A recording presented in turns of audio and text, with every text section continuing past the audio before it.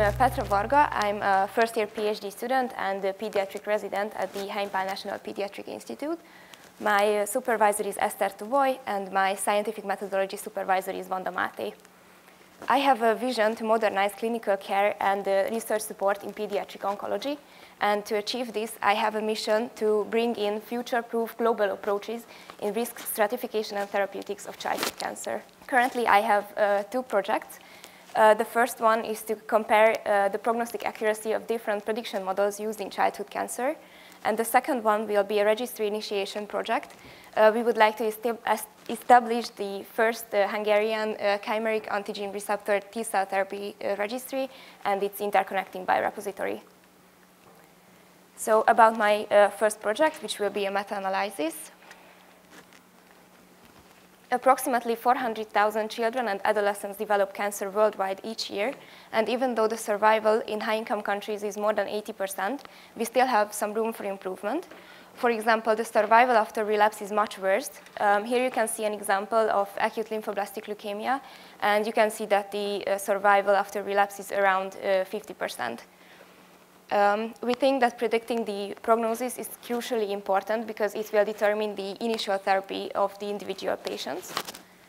And even though the prognostic systems are working well in adults, we have some problems in the case of children, namely the rarity of the different childhood cancer types, which makes it difficult to develop good prognostic models.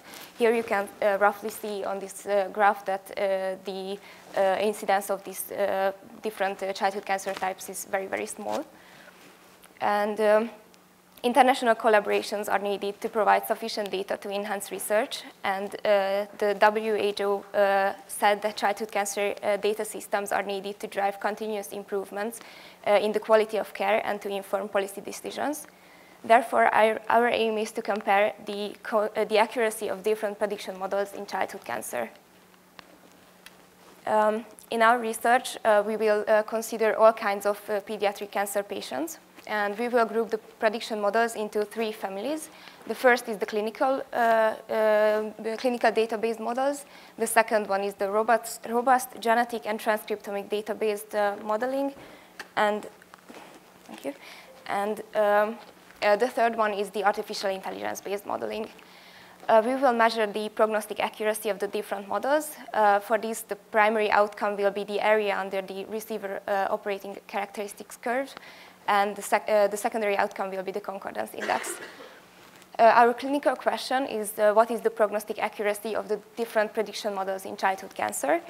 And the clinical implication will be to improve prognostic accuracy, and with that improve precision care, and with that finally improving survival. We hypothesize that the new generation models will perform better, and the best results will be produced by the artificial intelligence-based models. I have conducted my systematic search at the end of November. Here you can see my search key. I have 4 domains: pediatric cancer, prognosis, and accuracy. And to get the most relevant articles in this very broad topic, I conducted my search in title and abstract sections in all 4 databases, and with that I have around 11,000 hits. And with this method I could get a lot of relevant articles, so just before finalizing the title and abstract selection, I have more than 1,000 eligible articles for full text selection.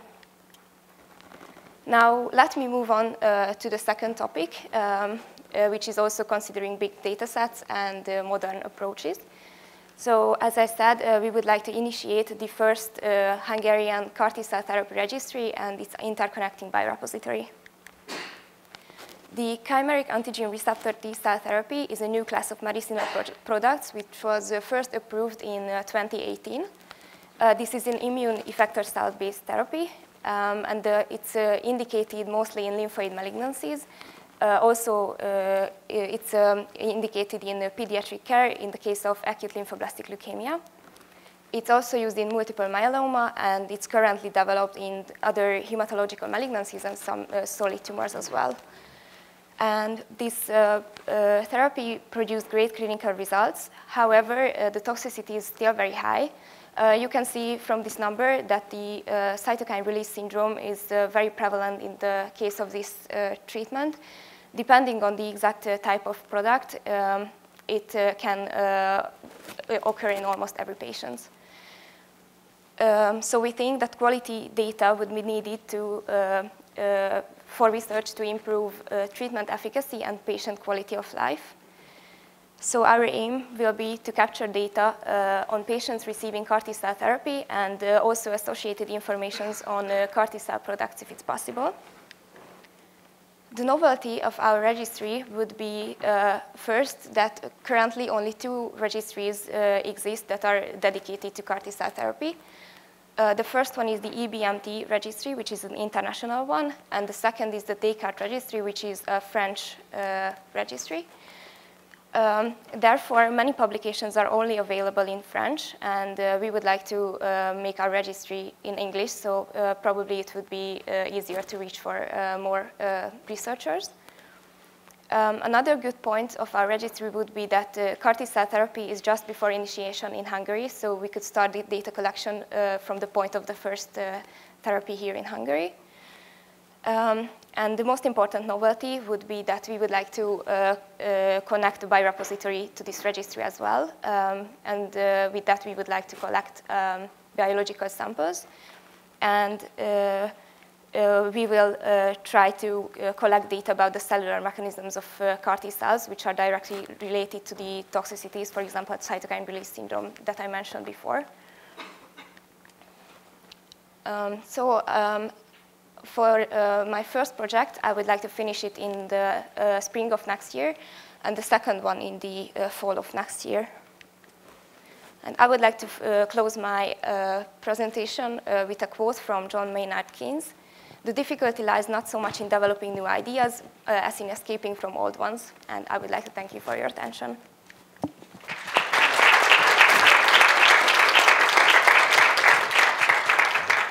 So thank you for your presentation. It was really well prepared. And my question is to your first project. So how comparable is the prognostic accuracy between different types of cancer? Yes, this is a very good point. We have already considered this because, yes, the accuracy, so in the case of the clinical models, the currently used prediction systems are very different, for example, between hematological malignancies and solid tumors. Yes, we also think that it's not completely comparable. Therefore, we plan to analyze subgroups. We will analyze hematological malignancies and central nervous system solid tumors and not central nervous system solid tumors in separate groups. Thank you. Thank you for your presentation. Congratulations. You mentioned the difficulties by children, and you said at your first background that these prediction models work well in adults. How do you mean that, or do you have more data, or? Yes, these prediction models work well in adults because the cancer types are much more prevalent in their case. So we have a lot more data to develop accurate models. And I also have found during my literature search a lot of articles considering this, and actually a lot of modern artificial intelligence-based models are available in the case of tumors that are more prevalent in adults. Okay, it was an excellent presentation. May I ask you whether there is any in vitro model in which before treating the patient with this, could you bring together CAR T cells and sample from the tumor cells, and could you see how it will operate? Or sorry, I couldn't hear some part of your question. Okay, I'm wondering, is it a possibility to bring together these CAR T hybrid cells together with cells from the tumor taken from the patient and to look at how this will work in vitro? Yes, yes, thank you. Yes, I think it's possible to do models on this, and yes, probably it would be interesting to conduct research on that. We will consider this when doing this biorepository, not only collect CAR T cells, but maybe cells from the tumors, and then future research can be conducted in this field as well. Thank you. Thank you very much. Just a short question regarding your first topic. OpenAI just released the ChatGPT with a brand new software. How quickly can AI influence our daily routine? What is your opinion?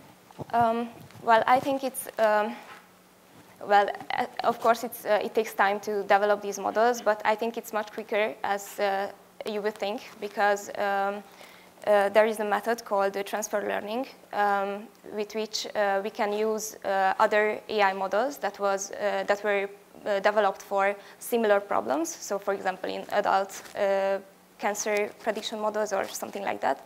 And we can use the basis of these models, and only the end steps are needed to change for the specific problems. So it will probably take a lot less time, I think.